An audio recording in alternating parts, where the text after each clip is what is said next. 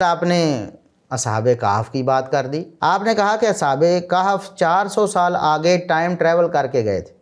اصحاب کہف 400 سال آگے ٹریول کر کے گئے ہو. حد ہے. کیسی باتیں آپ کرتے؟ کو عقل و دانش کا بھی استعمال کیا کبھی؟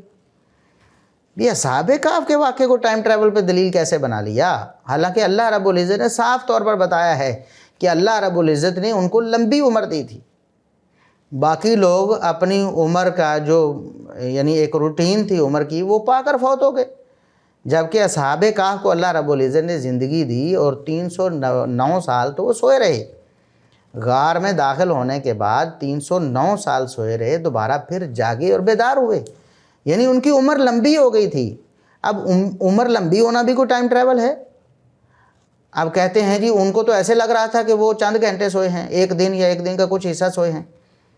بھی ایک شخص آج بھی ایسا ہوتا ہے کہ سارا دن سو کے وہ اس کو ایسے لگتا ہے کہ شاید میں ابھی کچھ لمحے یا کچھ منٹ سویا ہوں، بس اوقات ہو جاتا ہے.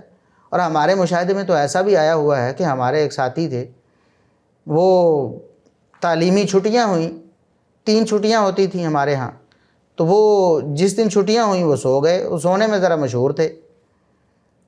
تو آپ یقین کریں یہ تواتر کے ساتھ سب ہمارے جو فیلوز ہیں سب کو پتہ ہے کہ جب چھٹیاں ہوئیں تو وہ ہمارے ساتھی ہمارے دوست سو گئے، وہ 2 سے 3 دن سوئے رہے، اور تیسرے دن جب وہ بیدار ہوئے تو وہ سمجھ رہے تھے کہ شاید میں اسی دن اٹھ رہا ہوں، یعنی کچھ گھنٹے سو کے میں اٹھ رہا ہوں. تو ایسا ہو جاتا ہے بھائی.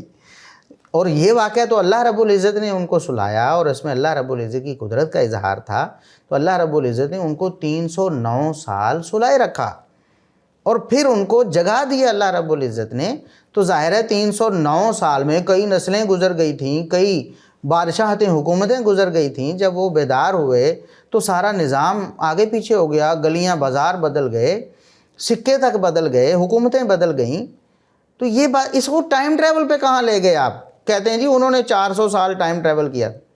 وہ اللہ کے بندے کچھ کبھی قرآن پڑھ بھی لیا کرو. اللہ نے فرمایا کہ وہ سوئے رہے تھے اتنا سال، یہ نہیں کہا کہ اتنے سال انہوں نے ٹائم ٹریول کر لیا. اب اگر مثال کے طور پر عام روٹین کی عمر 50 سال 70 سال ہوتی ہے نا، روٹین کی عمر جو مطلب ایوریج عمر ہے، اگر انسان اس کو اچانک کوئی حادثہ یا کوئی بیماری ایسی لاحق نہ ہو تو کوئی 60-70 سال آج کل وہ چل رہی ہے. اور نبی کریم صلی اللہ علیہ وسلم نے بھی اپنی امت کی اوسط عمر اتنی بتائی ہے، تقریباً اتنی ہوتی.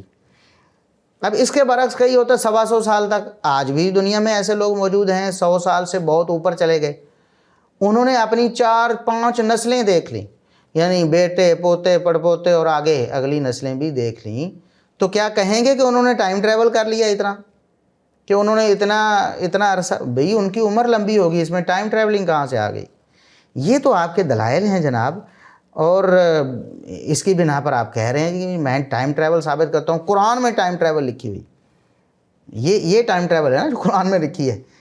اللہ سے ڈرو اور دیکھو امت کے جو پہلے لوگ ہیں صحابہ تابعین تبع تابعین ائمہ دین، ان کے فہم پر اعتماد کر لو.